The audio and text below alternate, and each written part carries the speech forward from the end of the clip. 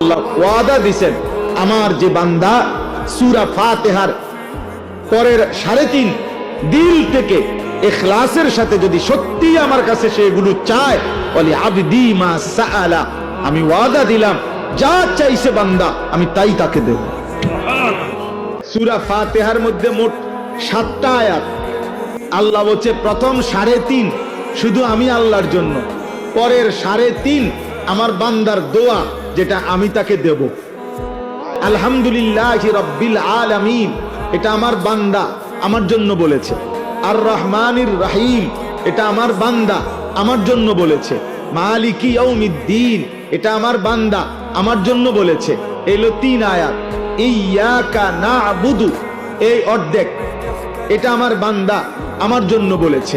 আল্লাহ বলেন আমারটা আমি নিলাম বান্দার পক্ষ থেকে, ও আমার প্রশংসা করছে, ও আমারে যা বলার বলছে। এবার আল্লাহ বলেন বান্দা তোমার কি কি লাগবে তুমি সেটা বলো। এবার বান্দা বলতেছে ওয়া ইয়াকা নাস্তাঈন, এই যে আমি আল্লাহ আপনার সাহায্য চাচ্ছি, এই অর্ধেক, এই এক আয়াতের অর্ধেক। এরপরে ইহদিনাস সিরাতাল মুস্তাকিম, আমি সরল সঠিক সিরাতে মুস্তাকিম হেদায়েতের রাস্তা, জান্নাতের রাস্তা, সফলতার রাস্তা চাচ্ছি, এই একটা আয়াত। সিরাতাল্লাযীনা আনআমতা আলাইহিম, আপনার যুগে যুগে আদম আলাইহিস সালাম থেকে নিয়ে আল্লাহ আমি পর্যন্ত আমার আগে আপনি যাদেরকে সঠিক পথ দেখাইছেন, নিয়ামত দিয়েছেন, জান্নাতের রাস্তা দেখাইছেন, এমন কোন নেক বান্দার রাস্তা আমাকেও দেখায়া দেন।